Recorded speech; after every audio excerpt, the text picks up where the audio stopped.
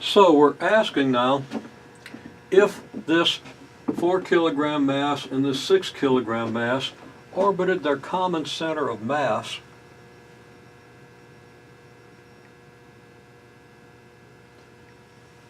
and yeah, I did indicate center mass, orbited their common center of mass without the interference of any other forces. What velocity would they need? What speed would each of them need? Well, first of all, we've got to calculate the center of mass of this system. Center of mass, if we imagine this to be a beam, light beam joining the two masses, and we want to take that beam, put it horizontal, and put these two masses on the ends, and find the balancing point. That's our center of mass. Now, we understand that the center of mass is going to be closer to the bigger mass. The balancing point is going to be closer to the bigger mass than it is to the smaller, so that you get equal torques. The masses exert equal torques about the balancing point. If that's going to happen, then since the mass is in the ratio of 3 to 2, 6 to 4 is 3 to 2, then these distances have to be in the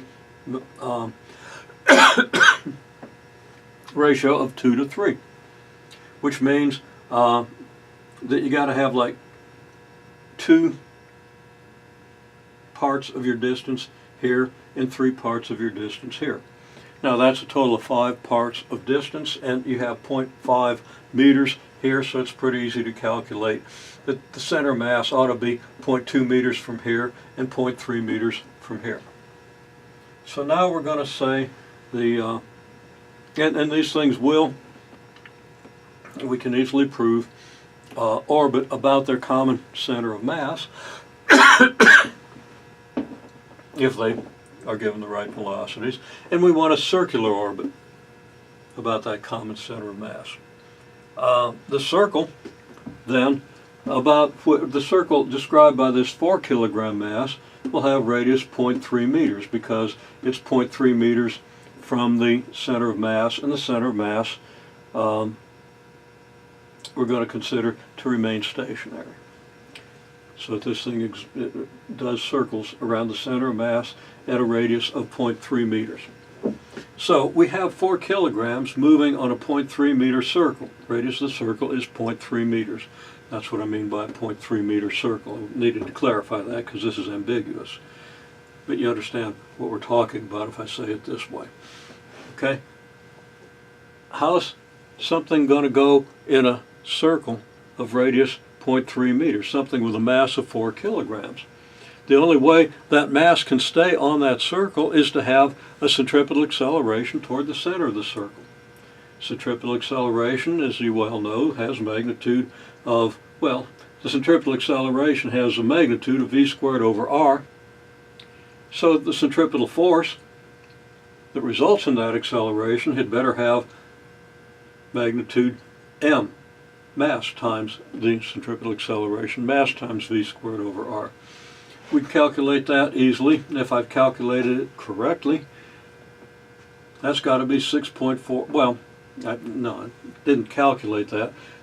I used this, because in this situation the only forces acting are the gravitational forces, so the only force that can hold this in a circle is the gravitational force. So we have a centripetal force of 6.1 times 10 to the negative 9th, 6.4 times 10 to the negative 9th newtons. I dropped off the 1 because we're just doing approximate calculations here. And I can easily now solve for v because I know the mass and I know the radius. Okay, so v is going to be this times the radius divided by the mass and take the square root. Here's the calculation, very straightforward calculation, and if I've done it correctly, and check me, I get 2.2 times 10 to the negative 5th meters per second. Now, is that very fast? Well, no. I mean, do you ever get anywhere at that speed? 10 to the negative 5th meters per second, you can't even see 10 to the negative 5th meters. So there's no way you would be able to visually detect 1 second's worth of motion of this object. Now you can actually see something like 10 to the negative 4th meters if you got good eyes, close vision. And you would accomplish that in 5 seconds. So you could actually, in a 5-second interval, if you looked now, closed your eyes, opened them again 5 seconds later, and you had a really good point of reference and really good vision, you'd be able to see the motion. Okay, so it's moving slowly, but not that slowly. And you can do calculations. How long does it take it to get around the whole circle? Well, the radius is 0.3 meters. I don't have to explain how to determine what the circumference is. The circumference is going to be 2 pi times that, close to 2 meters. You can calculate it, 1.9 meters, 1.8 meters, somewhere in that range, close to 2 meters.